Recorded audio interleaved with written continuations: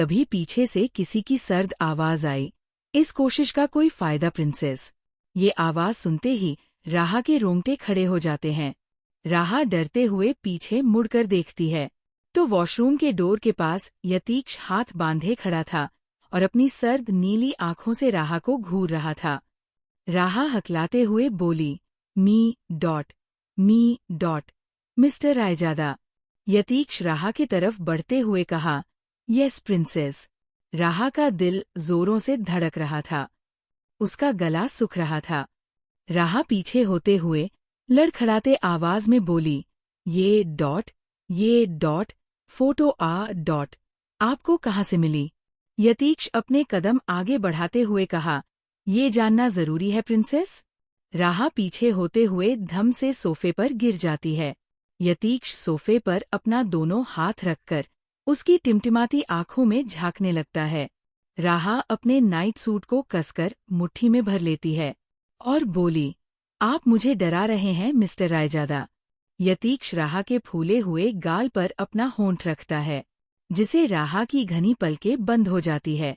यतीक्ष गहरी आवाज में कहा, डरना जरूरी है प्रिंसेस। राहा आंखें बंद करके बोली, क्या आप मुझ पर गुस्सा हैं मिस्टर रायजादा? यतीक्ष बोला, नो प्रिंसेस, एक तू ही तो है जिस पर मुझे गुस्सा नहीं आता। राहा अपनी बड़ी बड़ी आंखों से उसे देखते हुए बोली, आप झूठ बोल रहे हैं ना मिस्टर रायजादा। यतीक्ष अपनी आंखें छोटी छोटी करके उसे घूरने लगता है। यतीक्ष पीछे से राहा के गर्दन पर अपना दोनों हाथ लपेट देता है और उसके चीन पकड़कर उसका चेहरा ऊपर करता है। यतीक्ष की नजर राहा के मुलायम होंठ पर टिक जाती है, जो इस वक्त कांप रहे थे। यतीक्ष राहा के आंखों में देखते हुए कहा, मुझे ऐसा क्यों लग रहा है प्रिंसेस कि तेरे दिल में अब भी उस चिराग के लिए फीलिंग्स बाकी है?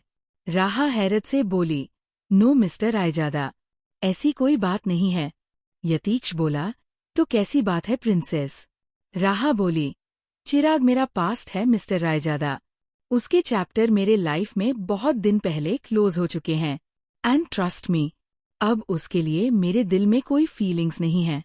यतीक्ष बोला, अगर मैं उसे मार भी दूं तो क्या तब भी तुझे कोई फर्क नहीं पड़ेगा प्रिंसेस? राहा थोड़े तेज आवाज में बोली, किसी को मारना गुड्डा गुड्डी का खेल नहीं है मिस्टर रायजादा। चिराग मुंबई कॉर्पोरेशन के मेयर का बेटा है, आप उसे नहीं मार सकते। यतीक्ष राहा के होंठ पर उंगली रखकर कहा, SHHHH प्रिंसेस, डोंट शाउट। हाथ कैसे लगाया उसने तुझे? तुझे अपनी बाहों में लिया, right? Now you tell me, what punishment should I give him? Raha धीमी आवाज में बोली, उसे कोई पनिशमेंट देने की जरूरत नहीं है मिस्टर रायजादा। मैं कल से कॉलेज नहीं जाऊंगी, ऑनलाइन क्लासेस अटेंड करूंगी। अब ठीक है। यतीक्ष का चेहरे सर्द हो जाता है। वो गुस्से से कहा, my little princess, let me tell you one thing, मेरी प्रिंसेस किससे डर कर कॉलेज क्विट नहीं करेगी। फिर दांत पीसकर कहा, you know why, because I am always stand behind her, got it? Yatiksh हर एक शब्द चबाते हुए कहा, मेरी प्रिंसेस के गम में, खुशी में, प्यार हो या नफरत, चाहे डर हो या ताकत, दुआ हो या बद्दुआ, सिर्फ मैं रहना चाहता हूँ। तेरी आंखों से बहती आंसू से लेकर माथे पर आए पसीना, होंठ पर छाई मुस्कान हो या दिल में छुपे दर्द, जिस्म के हर कोने पर सिर्फ मेरा नाम होगा। यतीक्ष सिन्हा रायजादा, अगर मैं तुझे अपना सब कुछ मानता हूँ तो तुझे भी मुझे अपना सब कुछ मानना होगा प्रिंसेस। यतीक्ष राहा के माथे पर चमक रहे पसीने की बूंदों को अपने हैंकी से साफ करते हुए कहा, और अगर किसी ने भी मेरी जगह लेने की कोशिश किया, उसके माथे पर से लकीर मिटा दूंगा। यतीक्ष राहा के बाल पकड़कर उसके होंठ के नजदीक जाकर कहा, कल तेरे आशिक को वो कॉलेज छोड़ना होगा। He have to leave that college, क्योंकि अगर रास्ते पर कांटा आ जाए तो रास्ता बदलने की बजाय कांटे को रास्ते से हटा देना चाहिए। यही मेरा उसूल है। राहा का गला बार बार सूख रहा था, वो थूक गटक रही थी। यतीक्ष राहा के होंठों के खिलाफ जाकर कहा, प्यास लगी है। राहा बस हाँ में 2 बार गर्दन हिला देती है। राहा के जवाब सुनते ही यतीक्ष राहा के मुलायम होंठ को अपने होंठों से दबा देता है, जिसे राहा की पकड़ काउच पर कस जाती है। यतीक्ष किसी भंवरे की तरह मदहोश होकर राहा के गुलाब के पंखुड़ियों सी होंठ का रस पीने लगता है। होटल लवलाइट, मुंबई। तीहू बेड पर पड़ी हुई थी और एक आदमी उसके ऊपर आकर उसके साथ बदतमीजी कर रहा था। तभी धड़ाम के आवाज के साथ रूम का दरवाजा खोलता है, जिसे सभी चौंक कर डोर के तरफ देखने लगते हैं। सामने खड़े इंसान को देखकर तीहू के आंखों से आंसू गिरने लगते हैं। वो भर्राई गले से बोली, प्रेम जी। सामने प्रेम खड़ा था और अपनी आंखों में अंगारे लिए सबको घूर रहा था। गुस्से से उसका चेहरा काला पड़ चुका था। कोई कुछ समझ पाता उससे पहले ही प्रेम एक जोरदार किक उस आदमी को मारता है जो तीहू के ऊपर था, जिसे वो आदमी सीधा बेड के नीचे गिरता है। प्रेम तीहू को उठाकर अपना जैकेट निकालकर उसे पहना देता है और चिल्लाते हुए कहा, तुम यहाँ कर क्या रही होती हूँ? तुम इतनी तो बेवकूफ नहीं हो जिसे ये ना पता हो कि ये कैसा होटल है। ये एक डिसरिप्यूट होटल है, गॉडमिट। डिसरिप्यूट का मतलब भी समझते हो। ये एक बदनाम होटल है। हर रोज यहाँ पुलिस रेड मारने आते हैं। लेट्स गो क्विकली, वरना बहुत बड़ी प्रॉब्लम हो जाएगी। तीहू सर झुकाकर रो रही थी। प्रेम तीहू के कलाई पकड़कर गुस्से से कहा, अब ये रोना धोना बंद करो एंड लेट्स गो। प्रेम उसे वहां से ले जाने लगता है, लेकिन बीच में ही उनमें से एक आदमी प्रेम के सीने पर हाथ रखकर कहा, माना कि ये तितली बलांकी खूबसूरत है, इसीलिए तुम इतना उतावला हो रहे हो।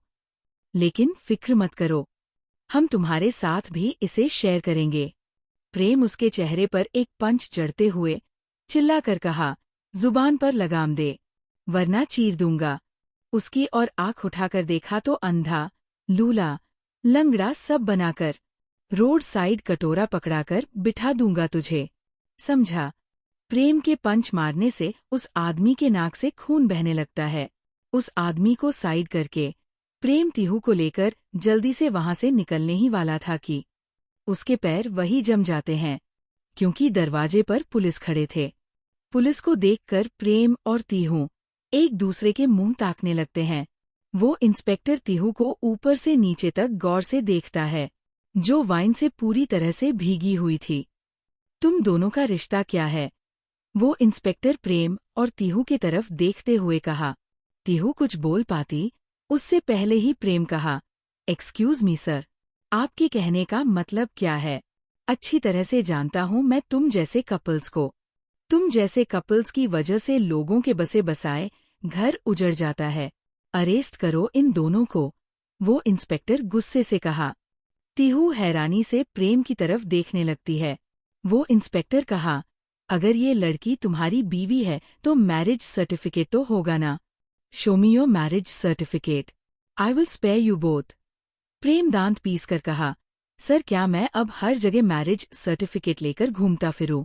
वो इंस्पेक्टर कहा, okay, I accept your point, but शादी की कोई फोटोज वीडियोस कुछ तो होगा। अब ये मत कहना कि इस डिजिटल वर्ल्ड में तुम्हारे पास मोबाइल भी नहीं है। इस पर प्रेम खामोश हो जाता है, क्योंकि प्रेम और तीहू की थोड़ी ना शादी हुई थी। वो तो तीहू को बचाने के लिए झूठ बोल रहा था। प्रेम को खामोश देखकर वो इंस्पेक्टर तंज कसते हुए कहा, इस होटल में पकड़े जाने पर हर कपल्स यही कहते हैं कि वो मियाँ बीवी ही हैं मिस्टर। अब आपको जो भी स्टेटमेंट देना है चलकर पुलिस स्टेशन में दीजिए। एक लेडी कांस्टेबल तीहू को पकड़ लेती है और फिर प्रेम और तीहू को ले जाकर पुलिस जीप में डाल देते हैं। उस रूम में और जितने भी आदमी मौजूद थे उन सबको भी पुलिस जीप में डालकर वहां से पुलिस स्टेशन की तरफ जाने लगते हैं। रास्ते भर प्रेम तीहू को अपनी जलती नजरों से ऐसे घूर रहा था जैसे वो उसे अपनी आंखों से भस्म कर देना चाहता हो, और तीहू सर झुकाकर बैठी थी। थोड़ी देर बाद वो लोग पुलिस स्टेशन पहुंच जाते हैं। पुलिस वाले उन सबको लॉक अप में डाल देते हैं। प्रेम गुस्से से लॉक अप के अंदर इधर से उधर घूम रहा था। वो तीहू को देखकर चिल्लाते हुए कहा, तुम उस घटिया होटल में क्या करने गए थे? Tell me damn it. तुम्हें पता भी है अगर मैं वक्त पर ना पहुंचता तो आज तुम्हारे साथ क्या हो जाता। तीहू डरते हुए धीमी आवाज में बोली, प्रेम जी आपको कैसे पता चला कि मैं उस होटल में थी। प्रेम चिल्लाते हुए कहा, आंटी जी ने भेजा था मुझे, तुम्हारा ख्याल रखने के लिए। तुम्हारे कार के पीछे ही आ रहा था मैं, लेकिन बीच रास्ते में तुमने ऐसे ऐसे टर्न्स लिए कि मैं रास्ता ही भटक गया। मुश्किल से तुम्हारे पास पहुंचा हूं। प्रेम गुस्से से अपने बाल पर हाथ फेरता है और फिर उस पुलिस वाले को देखकर कहा, सर हमें हक है एक फोन कॉल करने का। ये हमारा राइट है। मुझे एक कॉल करने दीजिए। वो इंस्पेक्टर कुटिल मुस्कान के साथ कहा, घुमाओ जिसे कॉल घुमाना है, मैं भी देखता हूँ तुम्हें यहाँ छुड़ाने कौन आता है। इतना कहकर वो इंस्पेक्टर प्रेम को मोबाइल पकड़ा देता है। प्रेम नामे गर्दन हिलाते हुए एक गहरी सांस लेता है और मोबाइल पर किसी के नंबर डायल करता है। इधर यतीक्ष बालकनी में खड़ा होकर सिगरेट के कस ले रहा था और एक टक चांद को घूर रहा था। तभी उसका मोबाइल बजने लगता है। मोबाइल पर फ्लैश हो रहे अननोन नंबर देखकर पहले यतीक्ष उसे इग्नोर कर देता है, लेकिन बार बार कॉल आने पर वो फ्रस्ट्रेट होकर कॉल आंसर करता है। तभी उधर से किसी की आवाज आई, हेलो यतीक्ष। यार मैं प्रेम बोल रहा हूँ। यतीक्ष सिगरेट का कस छोड़ते हुए अपनी कोल्ड वॉइस कहा, बोल। प्रेम बोला, यार यतीक्ष, मैं पुलिस स्टेशन से बात कर रहा हूँ। तू फॉरेन पुलिस स्टेशन आ जा, यहाँ बहुत बड़ा घोटाला हो गया है। यतीक्ष तिरछा मुस्कुराते हुए कहा, अबे तू पुलिस स्टेशन कैसे पहुंच गया? रास्ते में किसी लड़की को छेड़ लिया क्या? प्रेम सीरियस टोन में कहा, यतीक्ष ये सब मैं तुझे बाद में बताऊंगा, पहले फौरन यहाँ आ जा। यतीक्ष टेढ़ी स्माइल करते हुए कहा, मैं नहीं आ रहा, तुझे जो करना है खुद कर। प्रेम थोड़े गुस्से से कहा, यतीक्ष मैटर यहाँ सीरियस है, मेरे साथ यहाँ तीहू भी है। यतीक्ष का चेहरा सर्द हो जाता है। प्रेम कॉल डिस्कनेक्ट करके मोबाइल उस इंस्पेक्टर को रिटर्न कर देता है। प्रेम अपने शर्ट के स्लीव फोल्ड करते हुए परेशानी से कहा, पता नहीं ये यतीक्ष मुझे क्या समझेगा जब उसे ये पता चलेगा कि मैं तीहू के साथ उस होटल रूम में था। कहीं वो मुझे गलत ना समझ ले, कहीं उसे ऐसा ना लगे कि उसके पीठ पीछे मैं उसकी बहन के साथ डॉट। प्रेम इतना कहकर एक गहरी सांस लेता है। करीब 20 मिनट बाद यतीक्ष की कार आकर पुलिस स्टेशन के सामने रुकती है। तीहू की नज़र दरवाजे पर जाती है, जहां से यतीक्ष अपने कुछ बॉडीगार्ड्स के साथ अंदर आ रहा था। यतीक्ष को देखकर तीहू रोने लगती है और उसे रोते हुए देख यतीक्ष की नीली आंखें डार्क हो जाते हैं। यतीक्ष जाकर उस इंस्पेक्टर के सामने पड़े कुर्सी पर आराम से बैठ जाता है और एक के ऊपर दूसरा पैर रखकर सर्द आवाज में कहा, इंस्पेक्टर साहब, लगता है इस शहर में आप नए हैं। यतीक्ष को ऐसे बैठते हुए देखकर वो इंस्पेक्टर गुस्से से तिलमिला जाता है। वो गुस्से से यतीक्ष के कॉलर पकड़कर कहा, तुम कौन हो, क्या करते हो, ये मुझे नहीं मालूम और मैं जानना भी नहीं चाहता, लेकिन मेरे सामने जो अक्कड़ दिखाता है मैं उसके हड्डी पसली तोड़ देता हूँ। ये खाकी और वर्दी मुझे तोहफे में नहीं मिले, कानून की पढ़ाई करने के बाद मिली है। यहाँ वही होता है जो मैं चाहता हूँ। यतीक्ष के चेहरे पर एक कुटिल मुस्कान थी, लेकिन अगले ही पल उसका चेहरा गुस्से से तमतमा उठा। यतीक्ष झटके से उस इंस्पेक्टर के हाथ अपने कॉलर से छुड़ाकर टेबल पर रखे जग उठाता है और सारा पानी उसके चेहरे पर उड़ेल देता है। यतीक्ष दांत पीसते हुए कहा, Yatiksh Singh Raizada has a standard. मैं कोई गली का आवारा नहीं हूँ जिसके कॉलर कोई राह चलते इंसान पकड़ सके। इस कॉलर पर अपनी उंगलियां कसने की कोशिश करने वालों का हाथ और मुंह तोड़ना बखूबी जानता हूं मैं। वो इंस्पेक्टर कुछ कहता उससे पहले ही एक कांस्टेबल आकर उसके कान में कुछ कहता है, जिसे सुनकर पल भर में उसके चेहरे पर डर पसर जाता है। यतीक्ष अपने पॉकेट से सिगरेट निकालकर लाइटर से जलाते हुए कहा, इस सिगरेट की जगह आप भी हो सकते हैं इंस्पेक्टर साहब, एंड माइंड इट। अगर मैं आपको यहाँ जलाकर जमीन में दफना दूं, तो आपकी पुश्ते आपको तलाशने में पूरी जिंदगी बिता देंगे। पर आप तो क्या, आपका नामो निशान तक किसी को नहीं मिलेगा। यतीक्ष वार्निंग भरे लहजे में कहा, दोबारा मुझसे मत उलझिएगा, वरना सिर्फ जनाजा निकलेगा, राख तक नहीं बचेगी। वो इंस्पेक्टर के माथे पर पसीने की बूंदें चमकने लगते हैं। वो बार बार थूक गटक रहा था। सच कहते हैं लोग, बदतमीज को तमीज रास नहीं आती। यतीक्ष घूर कर उस कांस्टेबल को देखता है, जिसे समझकर वो तुरंत लॉक अप ओपन कर देता है। यतीक्ष प्रेम और तीहू को लेकर वहां से चला जाता है। उनके जाने के बाद वो इंस्पेक्टर एक राहत भरी सांस लेता है। रास्ते भर यतीक्ष चुप रहता है। उसकी चुप्पी देखकर तीहू डर से कांप रही थी। अजीब तो प्रेम को भी लग रहा था। उसे डर था कि कहीं यतीक्ष उन दोनों को ले काउच पर इस वक्त रहा और स्वामिनी जी बैठे हुए थे, क्योंकि उन दोनों को पता था कि यतीक्ष, तीहू और प्रेम को रिलीज करने पुलिस स्टेशन गया है। तीहू डर से राह से लिपट जाती है और फूट फूट कर रोने लगती है। यतीक्ष के आंखों पर इस वक्त अंगारे दहक रहे थे। वो अपने शर्ट के स्लीव फोल्ड करके कोहनी तक ले आता है और एक जोरदार लात सामने रखे शीशे के टेबल पर मारता है, जिसे वो टेबल हजारों टुकड़ों में चकनाचूर हो जाता है।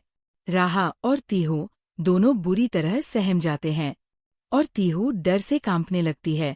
यतीक्ष चिल्लाते हुए कहा, मॉम, अपनी इस लाडली बेटी को पूछिए कि ये आधी रात को लवलाइट जैसे घटिया होटल में क्या करने गई थी।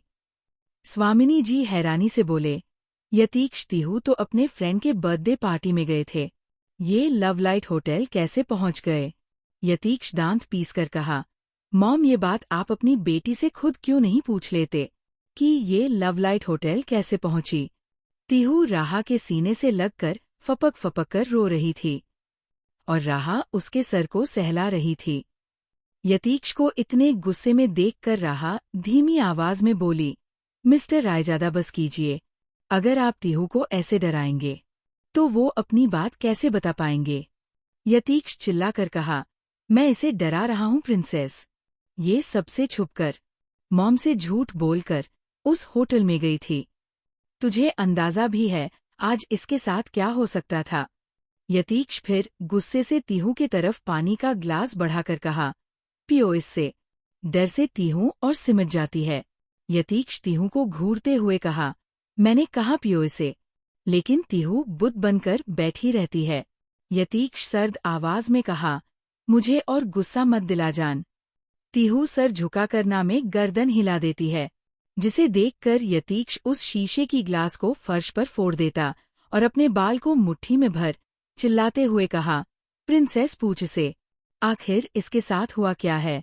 जब से मैं मनाली से वापस आया हूँ ये मुझसे बात तक नहीं कर रही। राहा तीहू के चेहरे को अपने दोनों हाथों में भरकर उसके आंसू साफ करती है और प्यार से बोली, तीहू, अगर दर्द अंदर रह जाए तो वो जहर की तरह काम करता है। मुसीबतों को छुपाने से मुसीबत घटती नहीं और बढ़ जाती है। अगर आप किसी परेशानी में जूझ रहे हैं तो आप बेझिझक हमें बता सकती हो। तीहू यतीक्ष के तरफ देखकर रोते हुए बोली, आई एम सॉरी भाई, आई ब्रोक योर ट्रस्ट। यतीक्ष एक गहरी सांस लेता है और खुद को शांत करके तीहू को अपने गोद में उठा लेता है। तीहू धीमी आवाज में बोली, भाई। यतीक्ष वहां से तीहू को गार्डन में ले जाता है और गार्डन पर लगे स्विंग झूले पर बैठ जाता है। तीहू यतीक्ष के गोद में बैठी हुई थी। यतीक्ष तीहू के बिखरे बालों को समेटकर खुद जुड़ा बना लेता है, फिर उसके आंसू साफ करके उसे पानी पिलाता है। तीहू अब भी सुबक रही थी। यतीक्ष उस झूले के हेडरेस्ट पर अपना सर टिकाकर आंखें बंद करता है और तीहू के सर को अपने सीने पर लगा देता है। यतीक्ष इमोशनलेस चेहरे के साथ कहा, जान, तू सबको यही बताती है कि तेरा वेट 50 किलोज है, लेकिन सिर्फ मुझे पता है कि तेरा वेट 54 किलोज है। तू मुझसे कब से बातें छुपाने लगी है। तीहू रोने लगती है तो यतीक्ष उसके सर पर किस करके कहा, स्टॉप क्राइंग जान, you know I hate tears. Tihu सुबकते हुए बोली, आई एम रियली सॉरी भाई। यतीक्ष बिना किसी भाव के कहा, टेल मी जान, क्या छुपा रही है तू मुझसे। तीहू डरते हुए बोली, बताऊंगी तो आप गुस्सा तो नहीं करेंगे ना भाई। यतीक्ष बिना किसी भाव के साथ कहा, टेल मी जान। तीहू सर झुकाकर धीमी आवाज में बोली, भाई, वो मैंने एग्जाम्स के क्वेश्चन पेपर लीक किया था। यतीक्ष अपनी आंखें खोलकर घूर कर तीहू को देखने लगता है। तीहू डरते हुए बोली, एग्जाम के 2 दिन पहले मैंने प्रिंसिपल ऑफिस से क्वेश्चन पेपर चुराकर वायरल कर दिया था। मुझे लगा कि ये बात किसी को नहीं पता होगा, लेकिन उन लड़कों ने मुझे क्वेश्चन पेपर चुराते हुए देख लिया था। उनके पास प्रूफ भी है मेरे क्वेश्चन पेपर चुराने का। उसके दूसरे दिन ही प्रिंसिपल सर पूरे ट्रस्टी टीम को और इवन पुलिस को बुलाकर इन्वेस्टिगेशन तक चालू कर दिए थे। पूरे कॉलेज में ये ऐलान कर दिए कि क्वेश्चन पेपर लीकेज फ्रॉड को पूरे 3 साल तक एक्सपेल कर दिया जाएगा। तब उन लोगों ने मुझे ब्लैकमेल करना स्टार्ट कर दिया। मुझसे बहुत सारे पैसे भी लिए। अगर मैं उन्हें पैसे नहीं देती तो वो लोग सारे सबूत ले जाकर प्रिंसिपल सर और पुलिस को सबमिट कर देते। तब पूरे कॉलेज में मेरी क्या इज्जत रह जाती भाई। पूरे कॉलेज में आपका नाम खराब हो जाता। तीहू फिर सुबकते हुए अपनी पहनी हुई ड्रेस को मुट्ठी में भरकर बोली, और आज उन लोगों ने मुझे ये कहा कि अगर मैं ये ड्रेस पहनकर उस होटल में जाऊंगी तो वो लोग मुझे वो सारे फोटोज और वीडियोस दे देंगे। लेकिन मुझे नहीं पता था भाई कि वो लोग मुझे होटल में बुलाकर मेरे साथ ऐसे जबरदस्ती करेंगे। तीहू इतना कहकर रोने लगती है। आइंदा से अब आगे कभी ऐसा वैसा काम नहीं करूंगी भाई। प्लीज इस बार मुझे माफ कर दीजिए। तीहू यतीक्ष के सीने से लगकर रोने लगती है। तीहू सुबकते हुए बोली, मुझे लगा मैं सब कुछ हैंडल कर लूंगी, लेकिन मुझे नहीं पता था भाई की बात इतनी आगे बढ़ जाएगी। यतीक्ष गुस्से से अपने हथेलियों की मुट्ठी भींच कर रखा था। वो ये सोच सोच कर पागल हुए जा रहा था कि अगर पुलिस के पहुंचने में थोड़ी सी भी देर हो जाती तो पता नहीं आज उसके जान के साथ क्या क्या हो जाता। यतीक्ष सर्द आवाज में कहा, दे कमिट अ ह्यूज मिस्टेक जान। पैसे तक तो ठीक था, लेकिन तुझे होटल में बुलाकर तेरे साथ बदतमीजी नहीं करना चाहिए था। एक बार मेरे ऊपर अटैक करवाते तो शायद माफ कर देता। यतीक्ष तीहू के गाल सहलाते हुए कहा, तुझे ब्लैकमेल किया जा रहा था और तूने किसी को बताया क्यों नहीं जान। तीहू भर्राई गले से बोली, किसको बताती भाई, आप ही बताइए। मॉम को बार बार पैनिक अटैक आ रहे थे। आप मनाली में थे। आहान भाई फार्म हाउस से कभी घर नहीं आते थे। और आदि, वो तो काम सुधारने की बजाय और बिगाड़ देता है। यतीक्ष गौर से तीहू की बातें सुन रहा था। यतीक्ष तीहू के माथे को चूम कर कहा, गो एंड स्लीप जान, रात बहुत हो चुकी है। तीहू यतीक्ष के गोद से उठकर एक नज़र यतीक्ष के सर्द चेहरे को देखती है और धीमी आवाज में बोली, आई एम रियली सॉरी भाई, और वहां से चली जाती है। तीहू के जाने के बाद यतीक्ष गुस्से से तमतमाते हुए खड़ा होता है और लंबे लंबे कदम लिए हॉल की तरफ जाने। इस बार प्रेम थोड़े गुस्से में कहा, शट अप यतीक्ष, माना कि मैं तेरे घर पर तेरे एहसान तले रह रहा हूँ, लेकिन इसका मतलब ये नहीं है कि तू मुझ पर कोई भी घटिया इल्जाम लगा सकता है। जिस थाली में खाते हैं वहीं पर छेद करने वाले इंसानों में से मैं नहीं हूँ। तीहू इस घर की बेटी है, तेरी बहन है, और मैं बस उसका ख्याल रखने के लिए वहां गया था, क्योंकि आंटी ने मुझे खुद भेजा था। एंड दैट्स इट, ना कि होटल में उसका फायदा उठाने गया था। अगर अब भी मुझ पर भरोसा नहीं है तो जाकर अपनी बहन से खुद पूछ ले, क्योंकि सच वही जानती है। प्रेम इतना ही कहा था कि यतीक्ष उसे साइड हग कर लेता है, जिसे प्रेम हैरत से यतीक्ष को देखने लगता है। यतीक्ष प्रेम को गले लगाकर कहा, थैंक्स यार प्रेम, मेरी जान का ख्याल रखने के लिए। अगर आज होटल में उसके साथ कुछ भी हो जाता तो मैं कभी खुद को माफ नहीं कर पाता। अब प्रेम को सारा माजरा समझ में आ रहा था। प्रेम यतीक्ष को खुद से दूर धकेलते हुए कहा, साला कमीना, बीवी नहीं हूं मैं तेरी, जो ऐसे चिपक रहा है। यतीक्ष थोड़ा सा मुस्कुराकर प्रेम के चेहरे पर एक पंच जड़ देता है और कहा, प्यार करने के लिए मेरी बीवी है मेरे पास, तू खुद के बारे में सोच। लड़कियां तो तुझसे पटती नहीं, 2-4 लड़के ही पटा ले। प्रेम गुस्से से घूर कर यतीक्ष को देखता है।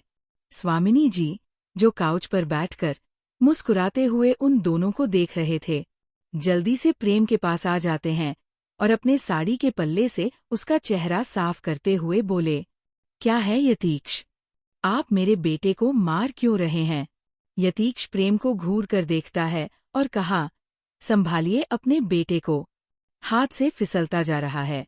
यतीक्ष अपने शर्ट के स्लीव ऊपर चढ़ाते हुए वहां से जाने लगता है तो स्वामिनी जी पीछे से बोले, यतीक्ष, आप इतनी रात को कहाँ जा रहे हैं?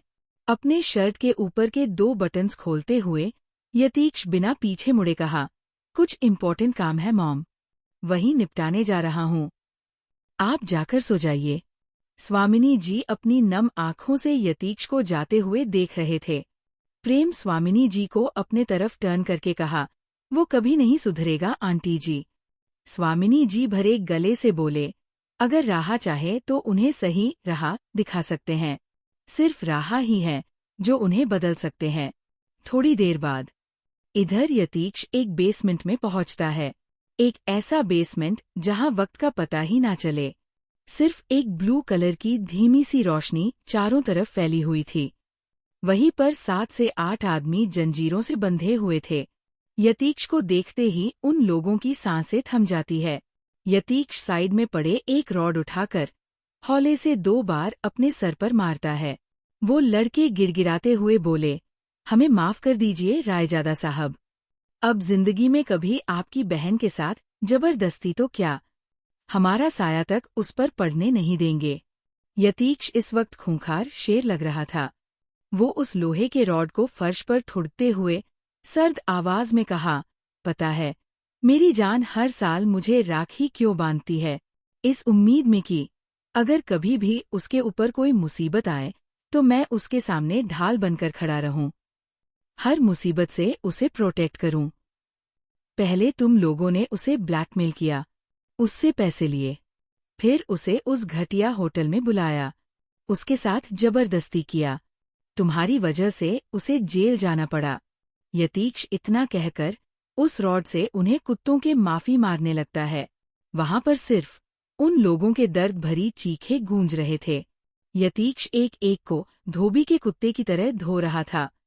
थोड़ी ही देर में उसकी शर्ट और चेहरा खून से सन गया था, लेकिन यतीक्ष को इससे कोई फर्क नहीं पड़ रहा था। पागलों की तरह उनको जी भर के कूटने के बाद वो रुक जाता है। यतीक्ष पानी का बॉटल उठाता है और थोड़ा सा पानी पीकर सारा पानी अपने सर पर उड़ेल देता है। अपने सर को 360 डिग्री एंगल में घुमाकर उन लड़कों की तरफ देखता है जो अधमरी हालत में जमीन पर पड़े हुए थे। बॉडी के हर पार्ट से खून रिस रहा था। इतने में भी यतीक्ष का मन नहीं भरता तो वो बॉटल को दूर फेंककर गन निकालता है और 3 सेकंड में ही वहां लाशों की ढेरी लगा देता है। यतीक्ष सच में हार्टलेस ही था। उससे रहम की उम्मीद बिल्कुल नहीं की जा सकती थी। किसी की जान लेने से पहले वो 1 सेकंड भी नहीं सोचता था। हाल ही में तीहू के साथ 2 बार जबरदस्ती करने की कोशिश की गई थी, इसीलिए उसका दिमाग सनक गया था। यतीक्ष अपने गन को साइड में खड़े आदमी की तरफ फेंक देता है और टिश्यू से अपने हाथ पर लगे खून साफ करने लगता है। वो आदमी सर झुकाकर कहा, बॉस, इन लाशों का क्या करना है? यतीक्ष गहरी आवाज में कहा, इज्जत से किसी कूड़ेदान में फेंक दो, ताकि कल का हॉट न्यूज ये बन सके।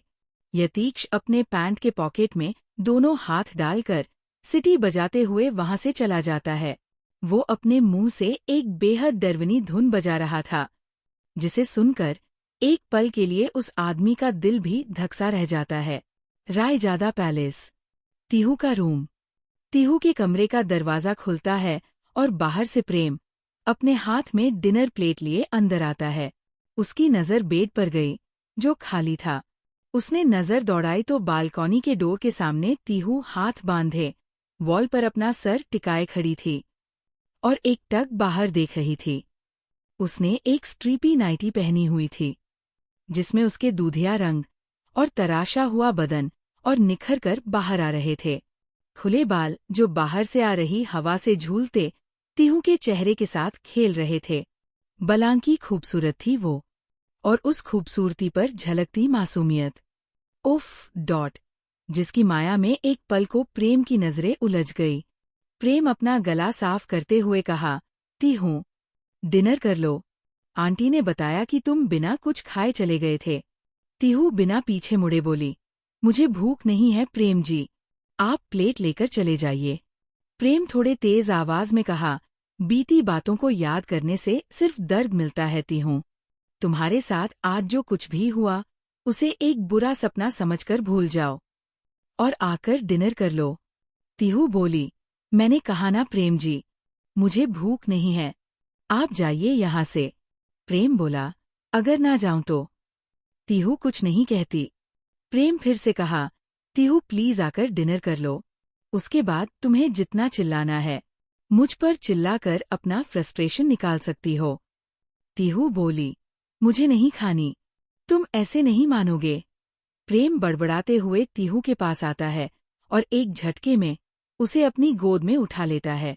तीहू हैरानी से प्रेम के चेहरे को देखने लगती है। प्रेम को इतने करीब से महसूस करके उसका दिल उछलकर शोर मचा रहा था। उसके नाजुक कमर को छूते हुए प्रेम की उंगलियां काफी थी उसके रूह कंपाने के लिए। प्रेम तीहू को काउच पर बिठाकर उसके लेप में डिनर प्लेट रखता है और कहा, डिनर करो। तीहू प्लेट साइड में रखते हुए बोली। प्रेम प्यार से कहा, तीहू डॉट। तीहू का दिल जोरों से धड़कने लगा।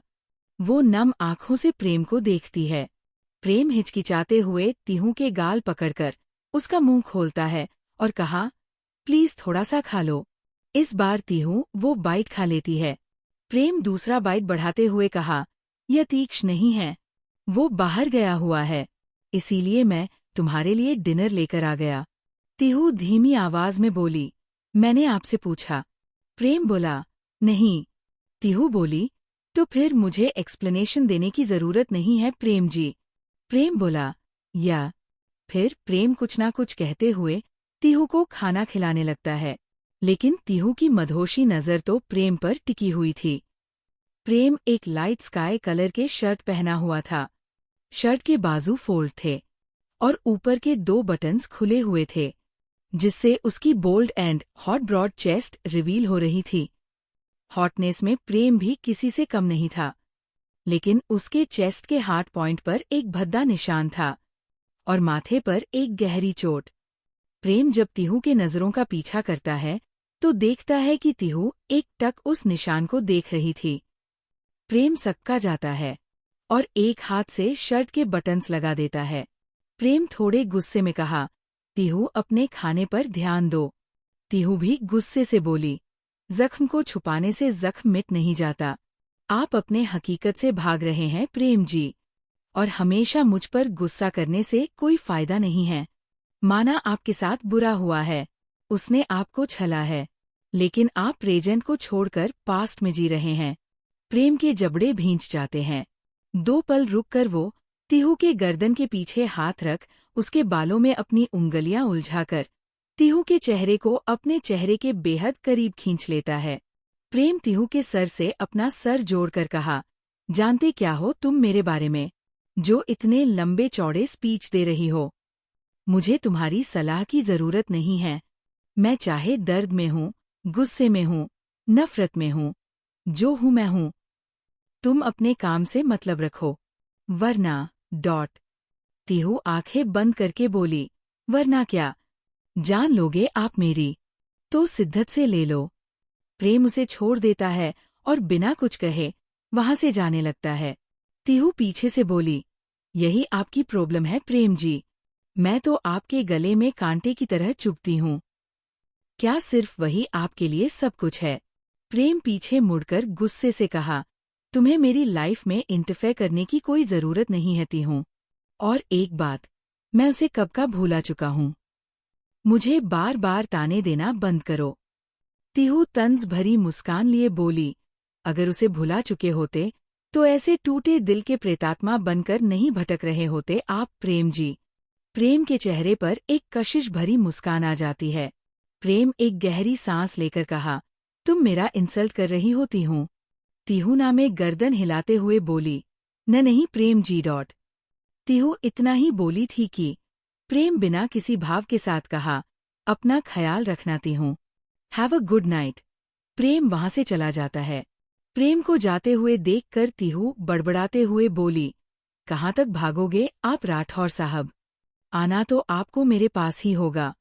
तिहु काउच के क्राउन पर अपना सर टिकाकर आंखें बंद करती है। उसके कान में बस एक बात गूंज रही थी, तिहु मेरी बीवी है। तिहु आंखें खोलकर दांत पीसते हुए बोली, जी तो करता है ना कि बाल पकड़ के सिलवटे पे रख के वट्टे से किसी दिन ऐसा कुटे ना हम आपको कि आपकी चटनी भी नसीब ना हो किसी को। सोचकर ही कितना मजा आ रहा है। फिर तिहु एक छोटी सी स्माइल लिए बोली, लेकिन कमबख्त इश्क आड़े आ जाता है। प्रेम जी, जिस हद तक आपने उससे प्यार किया था उस हद को तोड़कर आप मुझसे प्यार करेंगे। और ये तिहु सिन्हा रायजादा की मिस्टर प्रेम सिन्हा राठौर से चैलेंज है। रात के करीब 3:00 बजे रायजादा पैलेस। यतीक्ष की कार आकर पैलेस के सामने रुकती है। यतीक्ष कार से निकलकर अपना एक हाथ पैंट के पॉकेट में डालकर अंदर जाने लगता है। यतीक्ष हॉल में पहुंचकर ऊपर फ्लोर पर जाने ही वाला था कि हॉल के सारे लाइट्स ऑन हो जाते हैं। यतीक्ष नजरें घुमाकर देखता है तो पीछे स्वामिनी जी खड़े थे। यतीक्ष इमोशनलेस चेहरे के साथ कहा, आप अभी तक सोए नहीं मॉम? स्वामिनी जी तो थूक गटकते हुए कभी यतीक्ष के चेहरे को देखते तो कभी उसके शर्ट को, जहां पर ब्लड स्टेन्स लगे हुए थे। स्वामिनी जी हकलाते हुए बोले, ये सब क्या है यतीक्ष? कहाँ गए थे आप? आपके शर्ट पर खून। यतीक्ष वहां से ऊपर की तरफ जाते हुए कहा, जाकर सो जाइए मॉम। स्वामिनी जी बोले, यतीक्ष रुकिए, क्या किया है आपने उन लोगों के साथ? यतीक्ष बोला, कल न्यूज में देख लीजिएगा मॉम। स्वामिनी जी भरे गले से बोले, यतीक्ष, उन लड़कों की गलती इतनी बड़ी भी नहीं थी कि आप उन्हें ऐसी दर्दनाक सजा देकर आए हैं। यतीक्ष सर्द आवाज में कहा, तो क्या बड़ी गलती होने का इंतजार करूं मॉम? जान के साथ जबरदस्ती करने की कोशिश करके उन्होंने बहुत बड़ी गलती की है। स्वामिनी जी बोले, तो क्या आप उन्हें जान से मार डालोगे यतीक्ष? उन्हें पुलिस के हवाले भी तो कर सकते थे ना आप? यतीक्ष कटाक्ष भरे लहजे में कहा, ताकि 5 दिन बाद वो लोग छूट जाए और मेरी जान को फिर से परेशान करे।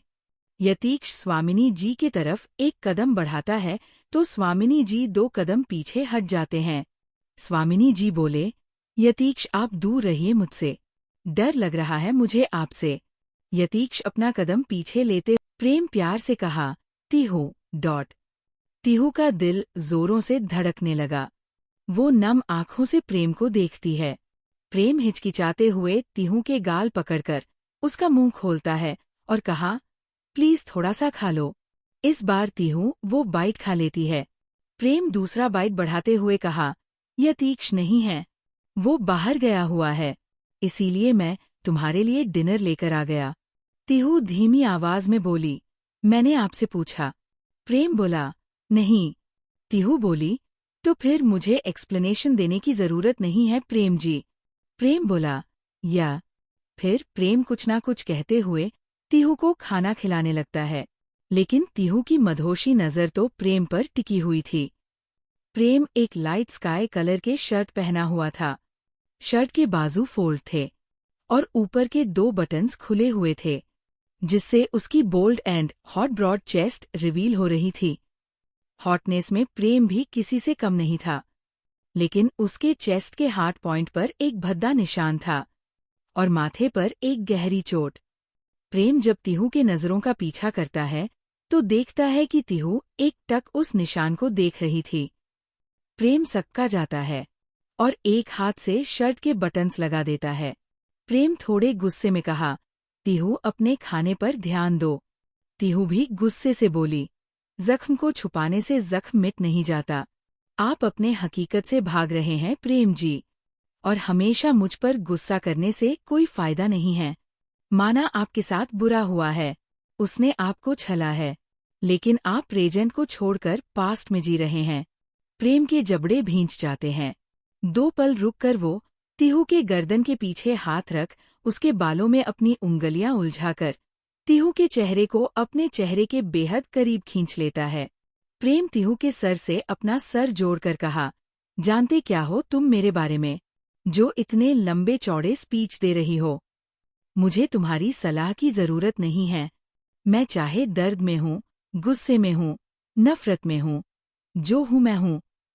तुम अपने काम से मतलब रखो, वरना तीहू आंखें बंद करके बोली, वरना क्या?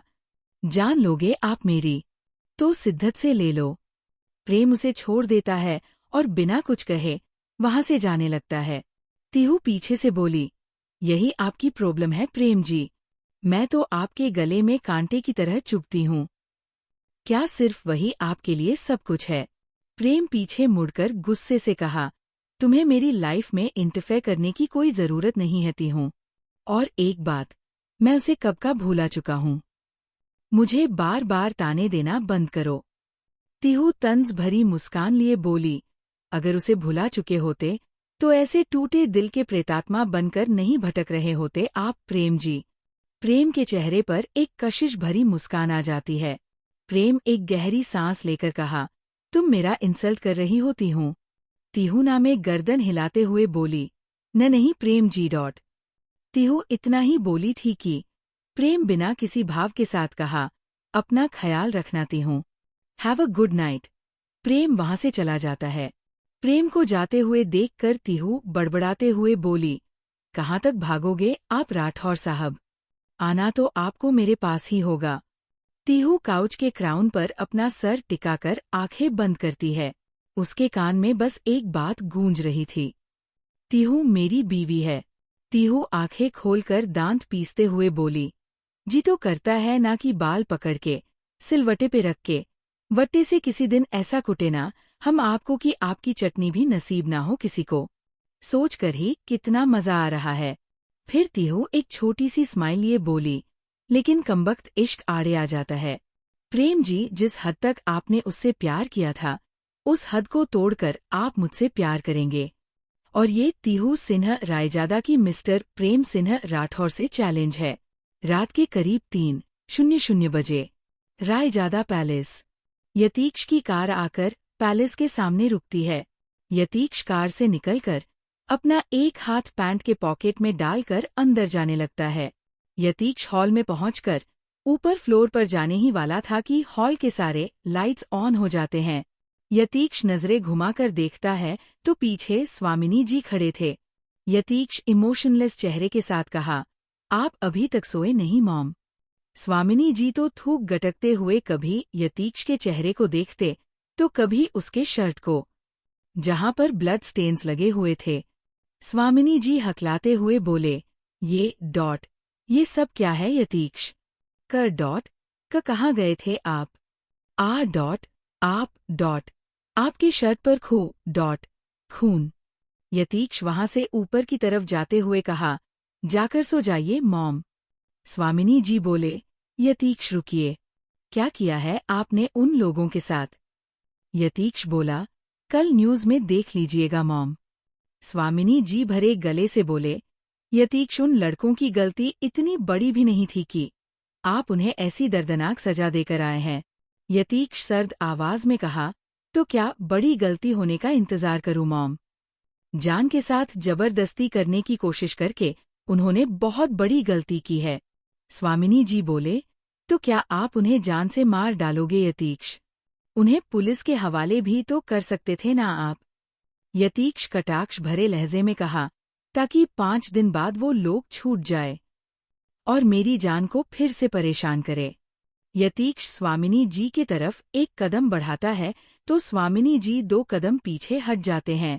स्वामिनी जी बोले, यतीक्ष आप दूर रहिए मुझसे, डर लग रहा है मुझे आपसे। यतीक्ष अपना कदम पीछे लेते हुए कहा, ओके मॉम, जाकर सो जाइए आप। यतीक्ष वहां से चला जाता है। यतीक्ष जब अपने रूम में आता है तो देखता है कि रूम में कोई नहीं था। यतीक्ष का चेहरा सर्द हो जाता है। यतीक्ष चिल्लाते हुए कहा, princess, where the hell are you? Damn it! Yatiksh, Raha Tihu के कमरे में है। पीछे से स्वामिनी जी बोले।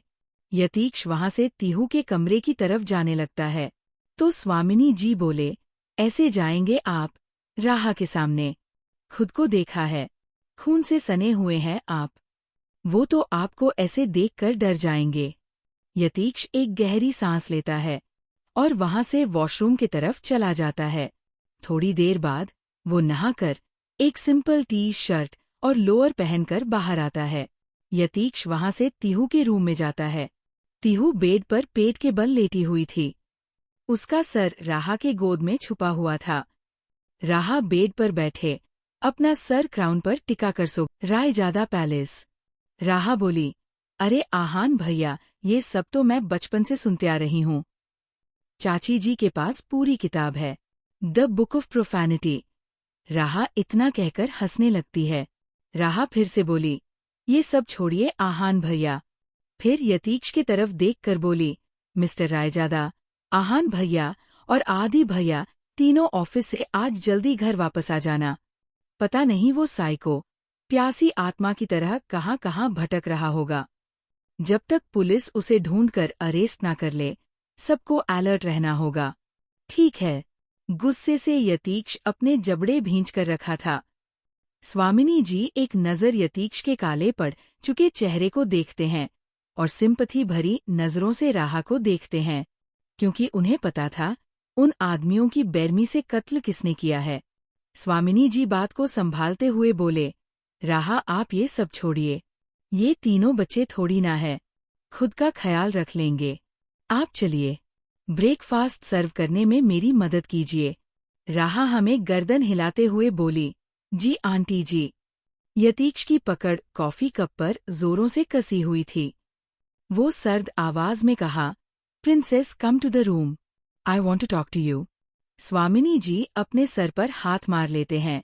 यतीक्ष कॉफी कप को सामने पड़े टेबल पर रखता है। तीहू के सर को सोफे पर रखते हुए एक नज़र घूर कर राहा को देखता है और वहां से जाते हुए सर्द आवाज में कहा, come fast, don't keep me waiting princess. Yatiksh को जाते हुए देखकर राहा बड़बड़ाते हुए बोली, अचानक से इन्हें क्या हो गया?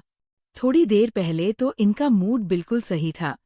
राहा को खुद से बड़बड़ाते हुए देखकर तीहू मुस्कुराते हुए बोली, अब इतना भी क्या सोचना भाभी, आपके ही तो रूम है, जल्दी जाइए, शायद भाई से इंतजार नहीं हो रहा।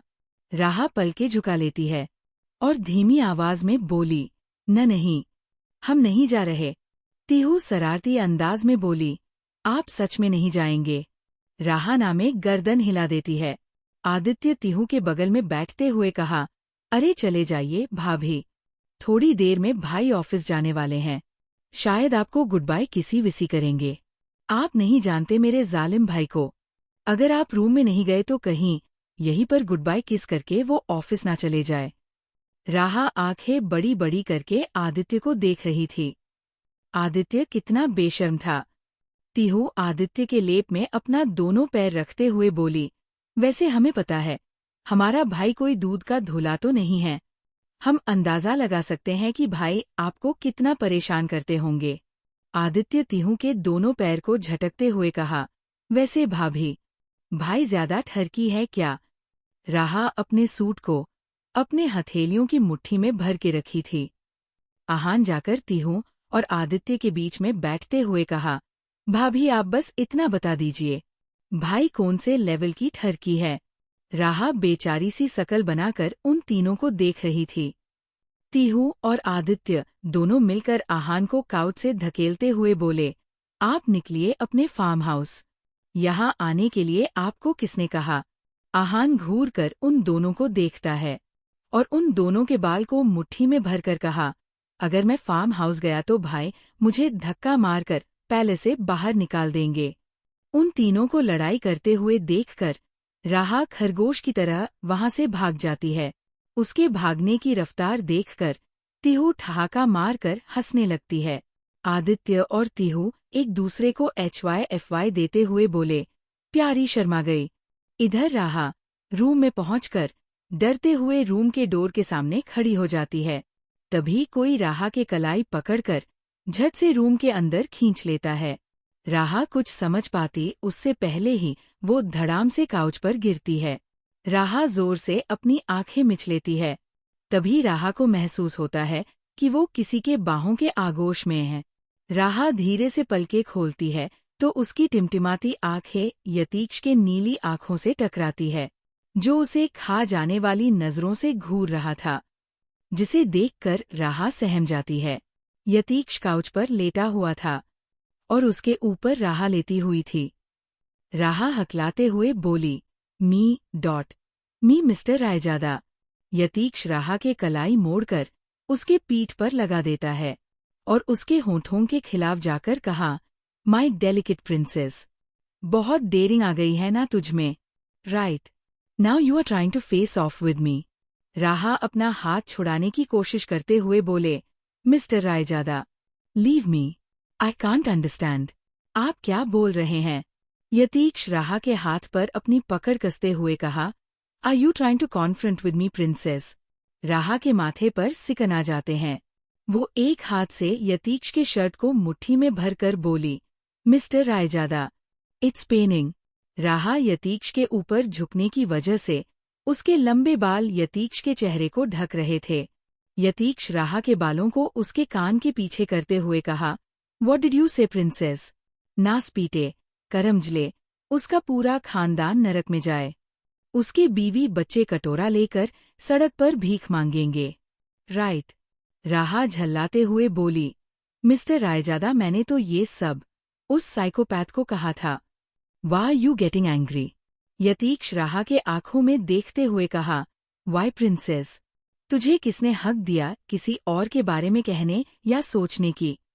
यतीक्ष राहा के फूले हुए गाल पर अपना तपता हुआ होंठ रखकर कहा, क्या मैं काफी नहीं हूं प्रिंसेस तेरे लब, याद और लफ्जों में रहने के लिए?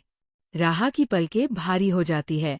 यतीक्ष राहा के फ्लैबी लिप्स पर उंगली फिराते हुए कहा, देन इस होंठों पर किसी और का जिक्र क्यों प्रिंसेस? राहा के होंठ कांपने लगते हैं। यतीक्ष राहा को रोल करके सोफे पर लिटा देता है और खुद उसके ऊपर आ जाता है और उसके उंगलियों में अपनी उंगलियां इंटरविन करके सोफे पर ब्लॉक कर देता है। राहा की बड़ी बड़ी पलकें झुकी हुई थी।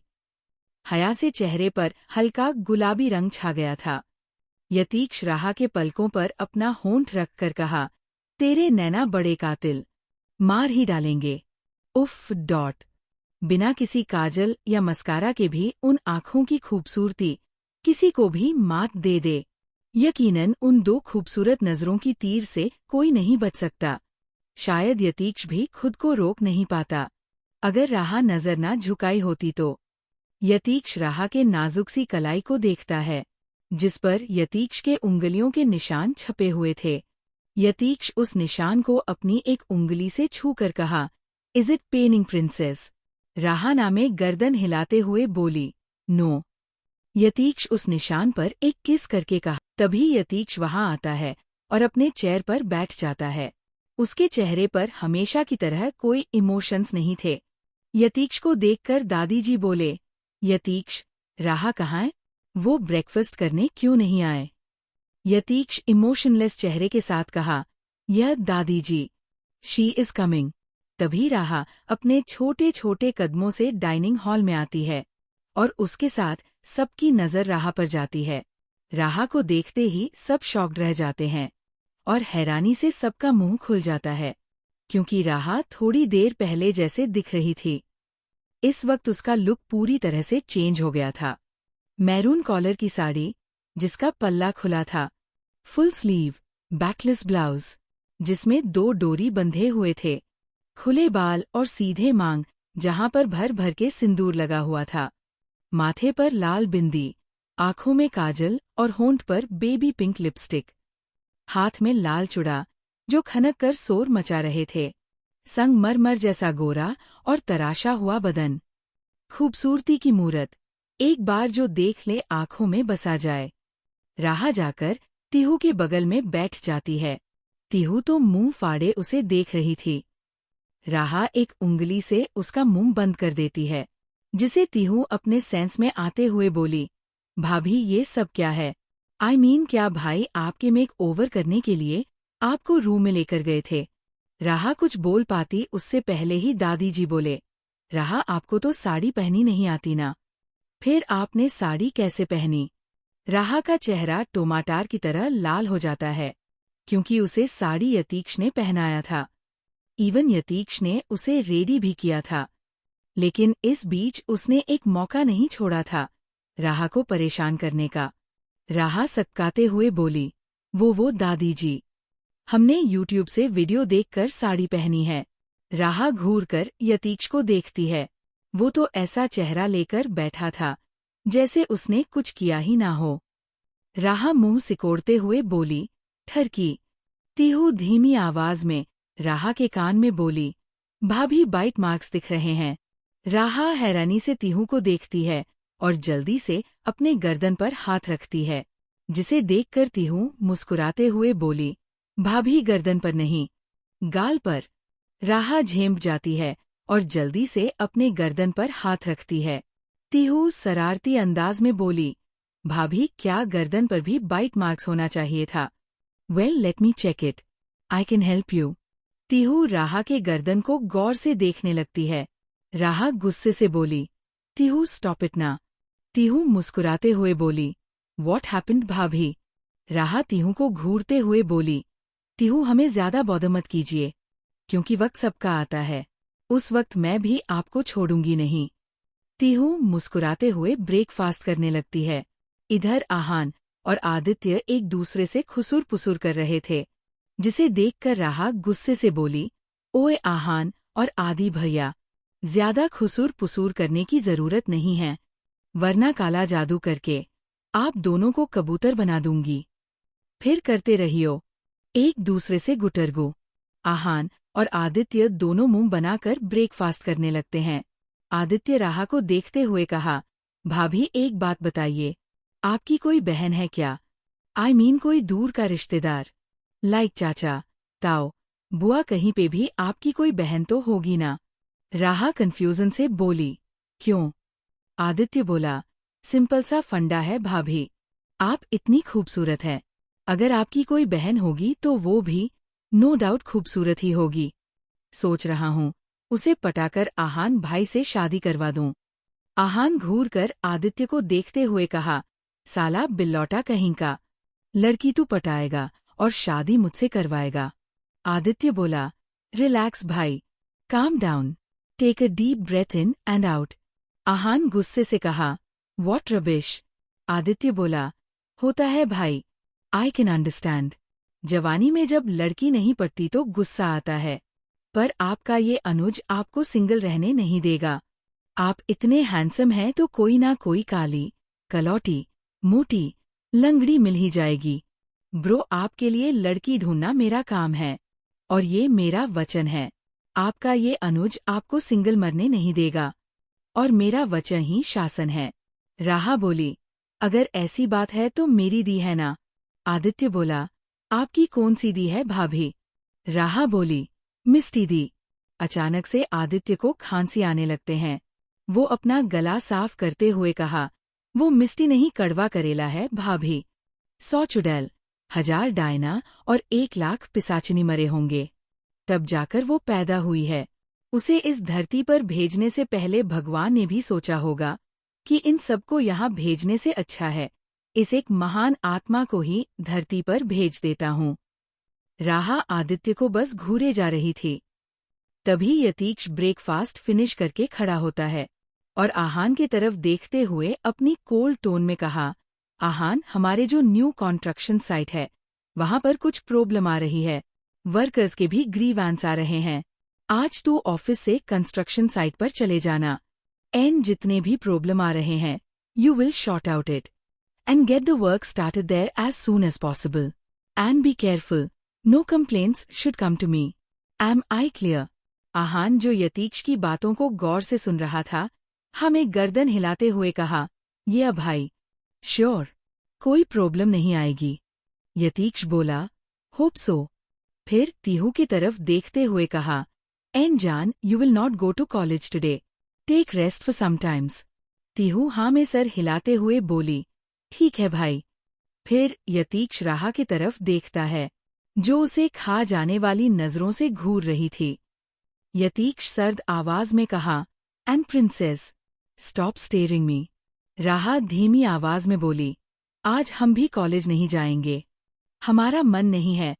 यतीक्ष राहा को घूर कर देखता है और एक गहरी सांस लेते हुए कहा, okay, as you princess. Yatiksh Aditya के तरफ देखते हुए कहा, आदि कम विद मी। यतीक्ष वहां से चला जाता है और आदित्य प्लेट से एक सैंडविच उठाकर अपने मुंह में ठूसते हुए यतीक्ष के पीछे पीछे चला जाता है। ब्रेकफास्ट करने के बाद आहान भी सबको बाय बोलकर ऑफिस के लिए निकल जाता है। अंशोल अंपायर। आहान ऑफिस पहुंचते ही इंटरकॉम से कुकी गुस्से से आहान के गोद से उठने की कोशिश करते हुए बोली, आहान सर, लीव मी। ये क्या बदतमीजी है। आहान अपने दोनों हाथ से कुकी के कमर को टाइटली जकड़कर कहा, miss Kuki Jaiswal, double salary लेते वक्त तो इतने नखरे नहीं दिखाते। कुकी आहान के हाथों को अपने कमर से छुड़ाने की कोशिश करते हुए बोली, डबल सैलरी देकर आप मुझ पर कोई एहसान नहीं कर रहे हैं सर। मेरा वर्क लोड भी डबल कर दिया गया है। आहान कुकी के गाल पकड़कर उसका चेहरा ऊपर करके उसके आंखों में देखते हुए कहा, ओह रियली, मेरी मॉम की गुड़िया बोलती भी है। Not bad, I am impressed. Cookie Aahan से नजरें फेर लेती है। आहान उसका चेहरा अपने तरफ करके सर्द आवाज में कहा, don't even try to ignore me. Aahan Cookie के सॉफ्ट होठों को अपनी उंगली से सहलाते हुए कहा, बेबी, तुम्हारा बॉस कौन है? कुकी कांपते होठों के साथ बोली, आहा। तभी कुकी को आहान का हाथ अपने टॉप के अंदर महसूस होती है। आहान का हाथ कुकी के कोमल पेट पर पैटर्न बना रहे थे, जिसे महसूस करके कुकी के हथेलियों की मुट्ठी भींच जाते हैं। आहान का हाथ फिसलते हुए कुकी के चेस्ट की तरफ बढ़ रहे थे, जिसे कुकी सिहर रही थी और उसके मुंह से हल्की हल्की सिसकियां निकल रही थी। तभी तुरंत कुकी आहान के हाथ के ऊपर अपना हाथ रख देती है, जिसे आहान भौं चढ़ाकर उसे देखने लगता है तो कुकी हकलाते हुए बोली, सर। कुकी कसकर आहान के हाथों को पकड़ी हुई थी। आहान अपने दूसरे हाथ से उसका हाथ झटक देता है। कुकी की पलकें झुक जाती है, उसकी आंखों में नमी तैर जाती है। कुकी कसकर टेबल के कॉर्नर को पकड़ी हुई थी और हल्की हल्की सिसकियां ले रही थी। तभी अचानक से केबिन का दरवाजा खुलता है और बाहर से माहिर दंदनाते हुए केबिन के अंदर आता है। अचानक दरवाजा खुलने से कुकी हड़बड़ा जाती है और जैसे ही आहान के गोद से उठने वाली थी, आहान उसके कमर पर अपनी पकड़ कस देता है। इधर माहिर, जो आहान से मिलने आया था, सामने का नजारा देखकर उसकी आंखें फैल जाती है। वो आहान को देखकर गुस्से से चिल्लाते हुए कहा, what the hell are you doing Aahan? तू कुकी के साथ क्या कर रहा है? आहान ठंडे भाव के साथ कहा, अपनी फिजिकल डिजायर पूरी कर रहा हूँ। Well, what happened with you? Do you also want to fulfil your physical desires? Mahir गुस्से से मुट्ठी भींचकर नफरत से आहान को देख रहा था। उसे आहान से ज्यादा नफरत कुकी से हो रहा था, जो चुपचाप सिमटकर आहान के गोद में बैठी हुई थी। आहान कुकी का चेहरा अपने सीने में छुपाकर कहा, but let me tell you one thing, ये सिर्फ मेरी है, मैं इसे किसी के साथ शेयर नहीं करूंगा। आहान कुकी को ऐसे पकड़ के रखा था जैसे कोई छोटा बच्चा अपने फेवरेट डॉल को पकड़ के रखा हो। कुकी के आंखों से आंसू छलककर आहान के शर्ट को भिगो रहे थे। माहिर गुस्से से कुकी के कलाई पकड़कर उसे आहान के गोद से खींचते हुए कहा, कुकी, आर यू मैड? ये तुम क्या कर रही हो? Get up.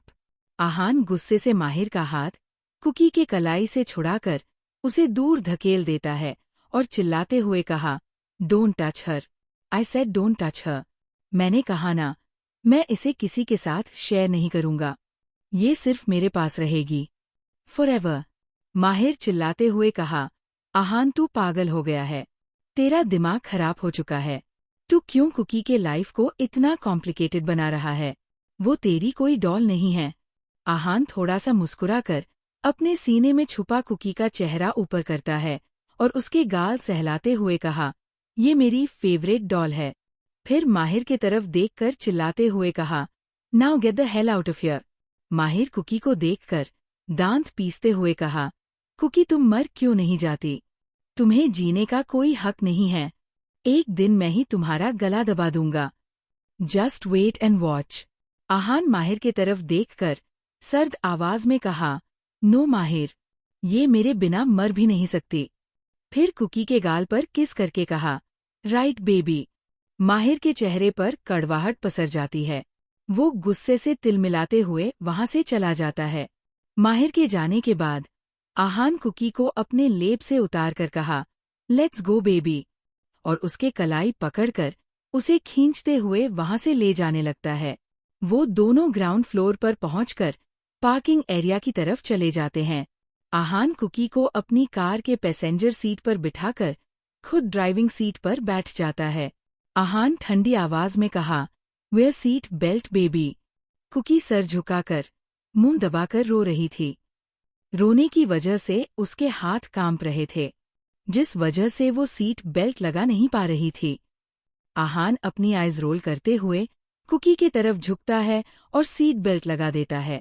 आहान थोड़ी देर गौर से कुकी के रोते हुए चेहरे को देखता है और उसके ऊपर झुककर उसके होंठ पर एक पेग देता है और वापस अपने सीट पर आ जाता है।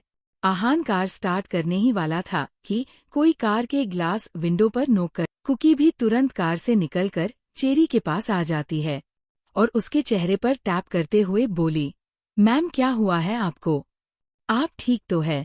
मैम अपनी आंखें खोलिए। आहान गुस्से से कुकी का हाथ झटक देता है और दांत पीसकर कहा, स्टे अवे, मेरी चेरी से दूर रहो। आहान की आंखें खून की तरह लाल हो चुके थे, जिसे देखकर कुकी सहम जाती है। आहान अपने शर्ट के बाजू फोल्ड करता है और झट से चेरी को अपनी गोद में उठा लेता है। आहान कुकी को देखकर तेज आवाज में कहा, स्टार्ट द कार। कुकी कांप उठती है और सर झुका लेती है। आहान इस बार चिल्लाते हुए कहा, क्या तुमने सुना नहीं मैंने क्या कहा? I said start the car. Got the myth. Cookie पलके झुकाकर सुबकते हुए बोली, सर मुझे कार ड्राइव करना नहीं आता। I don't know how to drive. Aahan का चेहरा डार्क हो जाता है। वो दांत पीसकर कहा, you are a useless fellow. तुम सिर्फ मेरे बिस्तर पर मेरे नीचे अच्छे लगते हो। इसके अलावा तुम्हें और कुछ नहीं आता। Shame on you. कुकी हैरानी से आहान को देखने लगती है और उसके दोनों आंखों से आंसू लुढ़क आते हैं। आहान चिल्लाते हुए कहा, नाउ ओपन द डोर। तुम्हारे ये रोने धोने आंसू बहाने के लिए मेरे पास बिल्कुल भी वक्त नहीं है। कुकी हाँ में गर्दन हिलाते हुए जल्दी से आंसू साफ करती है और कार के बैक सीट के डोर ओपन करती है। आहान चेरी को बैक सीट पर लिटाकर खुद ड्राइविंग सीट पर बैठ जाता है। तभी उसकी नजर कुकी पर जाती है, जो बाहर खड़ी थी। आहान उसे घूरते हुए कहा, क्या तुम्हें अलग से इनविटेशन कार्ड देना पड़ेगा कार के अंदर बैठने के लिए? Get in the car. Kuki एक नजर चेरी को देखती है, जो बेहोशी के हालात में पड़ी हुई थी। उसे भी इस वक्त आहान के साथ बहस करना सही नहीं लगा। कुकी चुपचाप जाकर पैसेंजर सीट पर बैठ जाती है। आहान एक नज़र उसे घूर कर देखता है और थोड़ी ही देर में उसकी कार हवा से बातें करने लगती है। आहान फास्ट ड्राइविंग करके कुछ ही वक्त में हॉस्पिटल पहुंच जाता है। आहान चेरी को गोद में उठाकर हॉस्पिटल के अंदर चला जाता है, जहां स्पेशली चेरी के लिए पहले से एक वार्ड रेडी करके रखा गया था, क्योंकि ये आहान का ऑर्डर था। आहान चेरी को स्ट्रेचर पर लिटा देता है और उसके बगल में खड़ी एक लेडी डॉक्टर के सर पर गन पॉइंट करके कहा, conduct a comprehensive checkup and check her. I want to know the fucking detail what happened with her. वो डॉक्टर थूक गटकते हुए बोली, mister Raizada please don't threaten me, let me check her. Aahan trigger पर उंगली रखकर कहा, nothing should happen to her. Got it. वो डॉक्टर दबी आवाज में बोली, यस सर, आप प्लीज थोड़ी देर के लिए बाहर जाइए। आहान उस वार्ड से बाहर आ जाता है। तभी उसकी नज़र कुकी पर जाती है, जो वेटिंग एरिया में चेयर पर बैठी हुई थी और अपना सर दीवार पर टिका के रखी थी। उसकी झील सी आंखें बंद थी। आहान उसे एक नज़र देखकर वही दीवार पर टेक लगाकर खड़ा हो जाता है और अपने पॉकेट से सिगरेट निकालकर उसके कस लेने लगता है। वो टकटकी लगाकर कुकी को ही देख रहा था। अचानक से उसके आंखों के कोरों से एक कतरा आंसू लुढ़क आता है। कुकी आंखें बंद करके ही उसे साफ कर लेती है। आहान बिना कुछ कहे वहां से चला जाता है। करीब 1 घंटे बाद आहान वापस आता है तो देखता है कि कुकी उसी पोजीशन में बैठी हुई थी। वो अभी तक अपनी जगह से हिली तक नहीं थी। आहान के हाथ में 2 कप कॉफी था। आहान अपना गला साफ करने की एक्टिंग करता है ताकि कुकी अपनी आंखें खोले, लेकिन कुकी के बंद पलकों में हलचल तक नहीं होती। आहान अपना गला साफ करते हुए कहा, हे ओपन योर आइज। कुकी अपनी आंखें खोलती है। सामने आहान को देखकर वो हड़बड़ा जाती है और चेयर पर सिमट जाती है। आहान कॉफी कप कुकी के तरफ बढ़ाते हुए इमोशनलेस चेहरे के साथ कहा, कॉफी। कुकी एक नज़र कॉफी कप को देखती है और बोली, no thanks sir. Aahan coffee cup को कुकी के बगल में रखते हुए कहा, जब मन करे पी लेना, और खुद कॉफी के सिप लेने लगता है। तभी वहां पर एक नर्स आती है और आहान को देखते हुए बोली, mister Raizada, please come, doctor आपको बुला रहे हैं। आहान हाँ में सर हिला देता है और वहां से चला जाता है। आहान जब चेरी के वार्ड में पहुंचता है तो देखता है कि चेरी को होश आ गया था।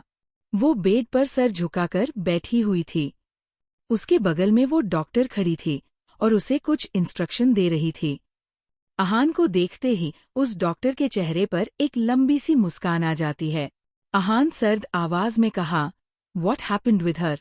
वो डॉक्टर मुस्कुराते हुए बोली, many many congratulations mister Raizada. Miss pregnant हैं। आप पापा बनने वाले हैं। आहान की आंखें चौड़ी हो जाती है। वो हैरानी से कहा, व्हाट?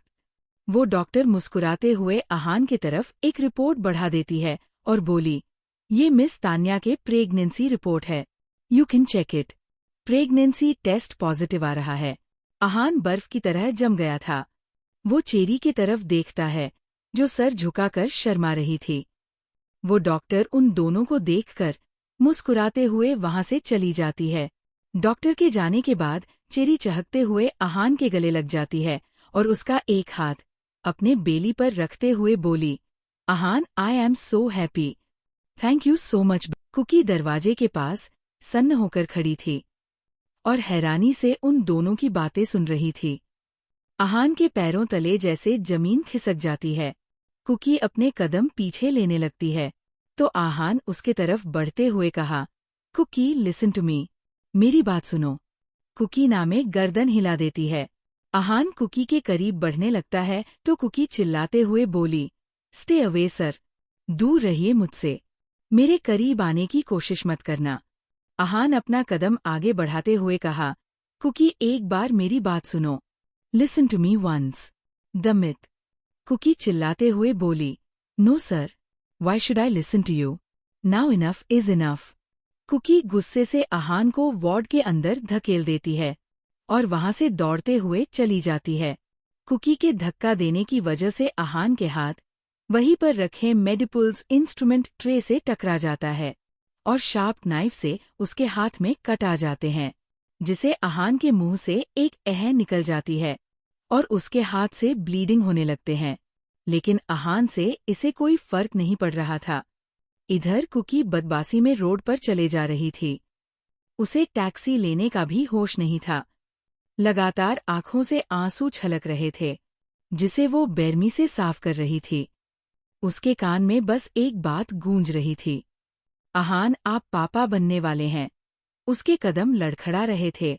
कुकी खुद को संभालती है और टैक्सी लेकर वहां से चली जाती है। थोड़ी देर बाद टैक्सी आकर टाटा मेमोरियल हॉस्पिटल के सामने रुकती है। कुकी टैक्सी से निकलकर सीधा हॉस्पिटल के अंदर चली जाती है।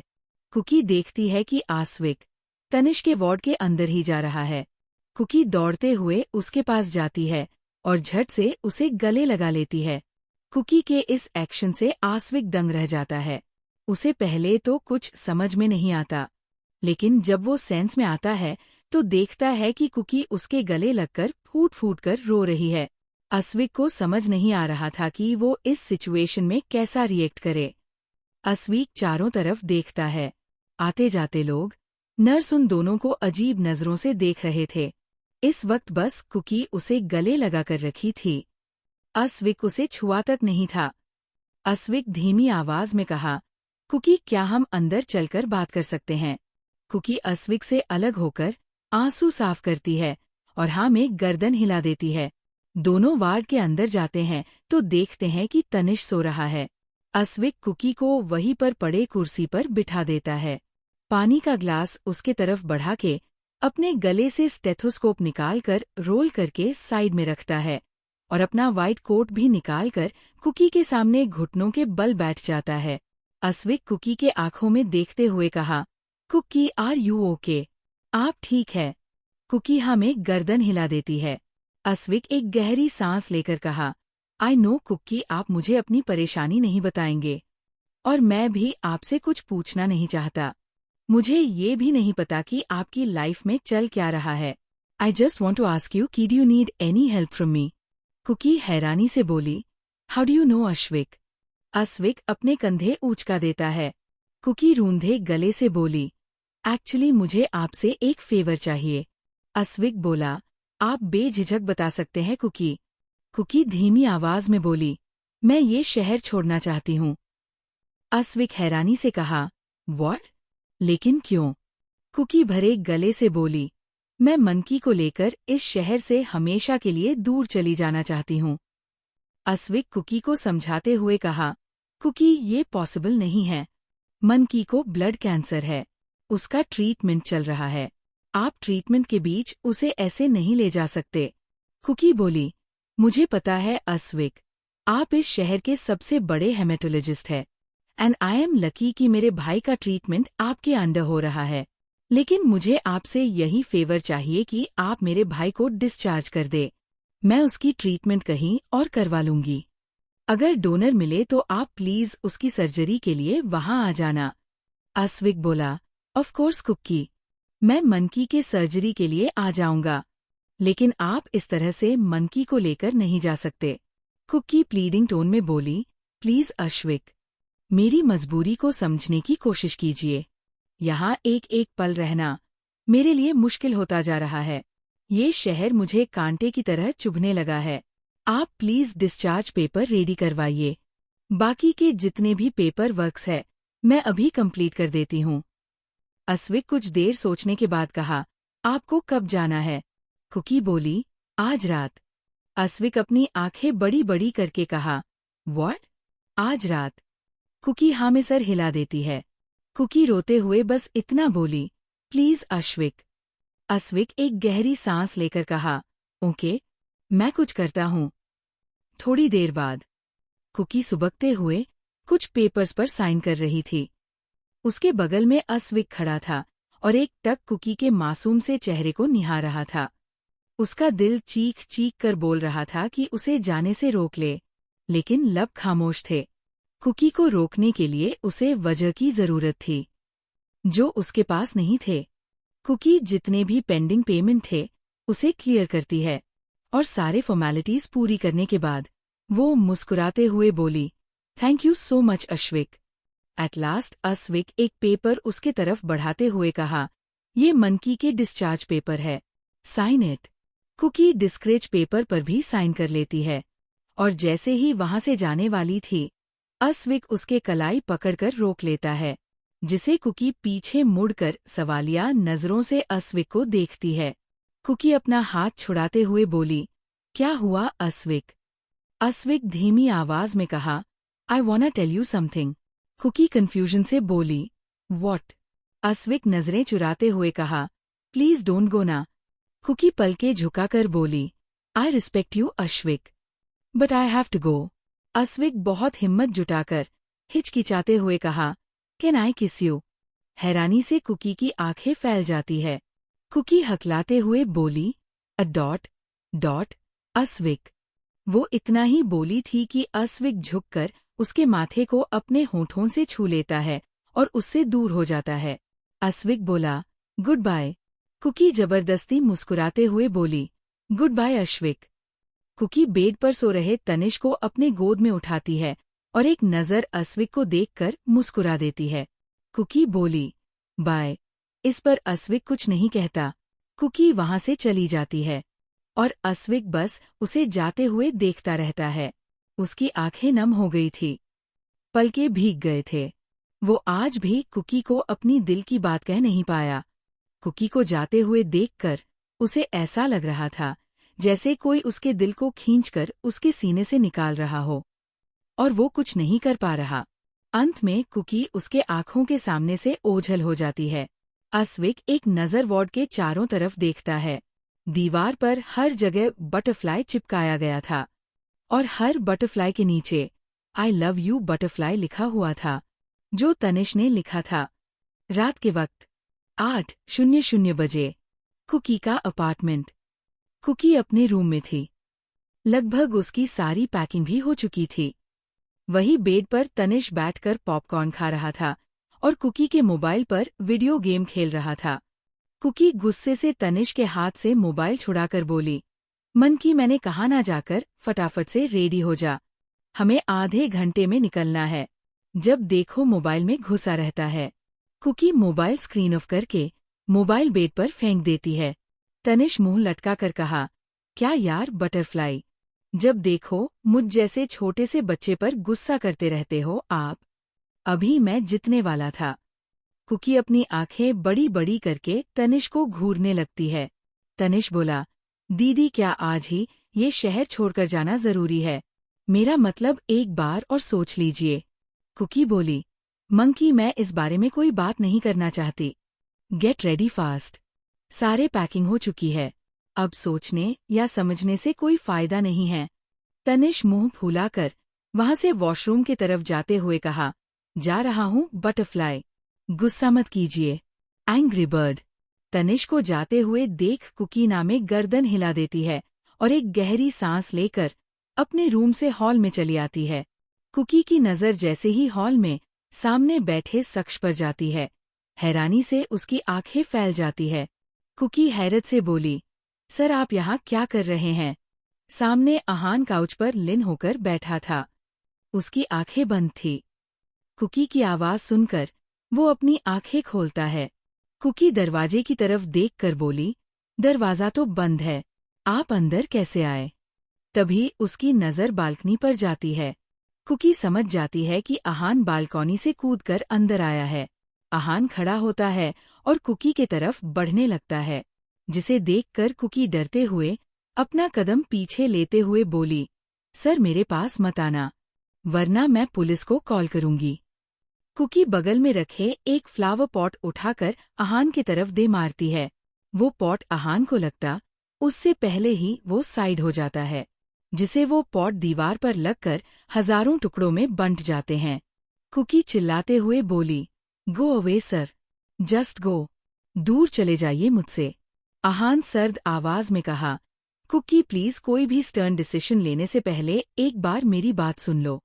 कुकी चिल्लाकर बोली, अरे नहीं सुनना मुझे आपकी कोई बात। And why should I listen you? I don't want your any explanation sir. Kuki पीछे हो रही थी। आहान जल्दी से उसके करीब जाकर उसे झट से पकड़ लेता है और उसके छोटे से चेहरे को अपने दोनों हाथों में थाम कर कहा, तुम्हें मेरी बात सुननी होगी। You have to listen. Aahan Cookie के झील सी आंखों में देखते हुए कहा, ट्रस्ट मी मुझे नहीं पता चेरी प्रेग्नेंट कैसे हुई। मेरा रिश्ता सिर्फ तुम्हारे तक है Kuki. And swear on God मैंने आज तक तुम्हारे अलावा और किसी के साथ रिश्ता नहीं बनाया।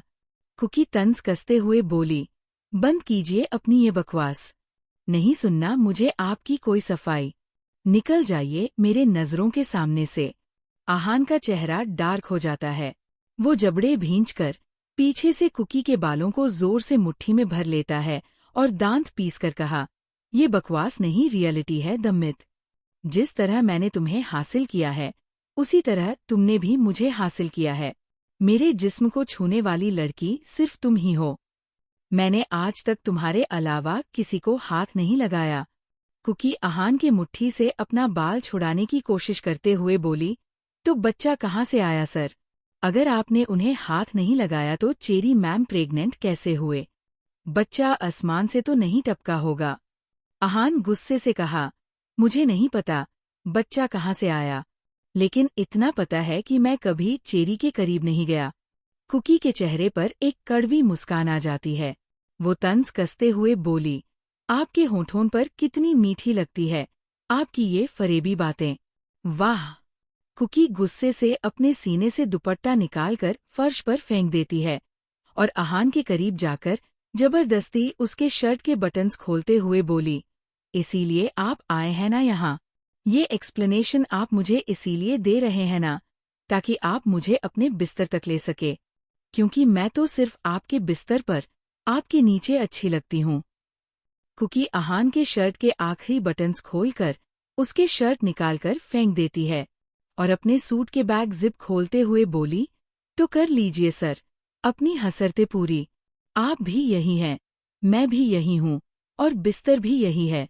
नोच लीजिए मुझे एक बार फिर से सर, क्योंकि कुकी के अंदर दिल नहीं है, उसे कभी दर्द नहीं होता। कुकी तो एक गुड़िया है। Cookie is like a toy, उसे यूज करके थ्रो कर दो, है ना? आहान कुकी के सूट के जिप बंद करके चिल्लाते हुए कहा, shut up, just shut up. Aahan Cookie को अपने तरफ पलटकर उसे गले लगाते हुए कहा, कैसे समझाऊं तुम्हें, मुझे खुद समझ नहीं आ रहा। मैं यहाँ तुम्हारे साथ फिजिकल होने नहीं आया, मुझे तुम्हारे साथ रहना अच्छा लगता था, लेकिन अब मैं हर पल तुम्हारे साथ रहना चाहता हूँ। तुम क्यों हो ऐसी, इतनी मासूम? तुम्हारी मासूमियत ने मुझे पागल बना दिया है। मुझे खुद मालूम नहीं चल पाया कि तुम कब इतनी इम्पोर्टेंट बन गए मेरे लिए। तुम्हारी पल भर की नाराजगी मेरी जान निकाल देती है। कैसे बताओ तुम्हें कि तुम मेरे लिए क्या से क्या बन गई हो? इतना नशा तो शराब में भी नहीं, जितना तुम्हारा नशा मुझ पर हावी हो चुका है। अचानक से कुकी आहान को पीछे धक्का दे देती है और रोते हुए बोली, आप नाटक कर रहे हैं सर, इस बार मैं बेवकूफ नहीं बनने वाली। सोचा नहीं था कभी आपसे ये बात बोलूंगी, लेकिन आज बोल रही हूँ। कुकी आहान की तरफ उंगली पॉइंट करके बोली, नफरत करने लगी हूँ मैं आपसे। सुना आपने? नफरत। दूर रहिए मुझसे। I hate you Aahan sir. आपसे, भगवान जी से, खुद से, पूरी दुनिया से नफरत करती हूँ। फिर कुकी अपने आंसू साफ करके शांत आवाज में बोली, और हमारा रिश्ता कब का खत्म हो चुका है। ये जबरदस्ती का रिश्ता बनाने की कोशिश मत कीजिए। अब आप जितने लड़कियों के करीब जाए, जितनी लड़कियों को अपने बिस्तर पर लाए, आई डोंट केयर। सुना आपने? मुझे कोई फर्क नहीं पड़ता। आहान गुस्से से मुट्ठी भींचकर कहा, ओ रियली? मतलब तुम्हें कोई फर्क नहीं पड़ेगा? अगर मैं किसी और का हो जाऊं तब भी नहीं? क्या मेरी थोड़ी भी अहमियत नहीं है तुम्हारी जिंदगी में? क्या तुम सिर्फ मुझे पैसों के लिए यूज कर रहे थे? कुकी जोर से अपने सूट को मुट्ठी में भरकर सर झुका लेती है और ना में सर हिला देती है।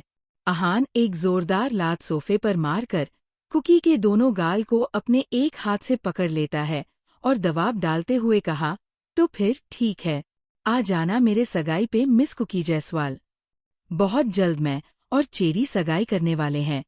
कुकी हैरानी से आहान को देखने लगती है। आहान पीछे से कुकी के गर्दन पर अपना हाथ रखकर उसे अपने करीब खींचता है और उसके सर पर अपना सर जोड़कर कहा, समझ लेना कुकी और आहान कभी मिले ही नहीं थे। हमारी कहानी, हमारा रिश्ता, हमारा वजूद यहीं पर खत्म होता है। आहान और कुकी हमेशा के लिए बिछड़ गए। तुम अपनी जिंदगी में मूव ऑन करो। मैं भी तुम्हारी याद मिटा दूंगा। माना मुश्किल है, लेकिन नामुमकिन नहीं है। आहान धीरे से कुकी के लबों पर अपना होंठ रख देता है और उसके साथ दोनों की आंखें बंद हो जाती है। आहान गहराई से कुकी के होठों को चूम रहा था। ना चाहते हुए भी कुकी के हाथ आहान के बाल पे चले जाते हैं। 25 मिनट के एक डीप किस के बाद आहान कुकी के होठों को रिहा करता है और उसके सर पर अपना सर जोड़ लेता है। दोनों हाफ रहे थे, सांसें तेजी से चल रही थी और दोनों का दिल बेतहाशा धड़क रहा था।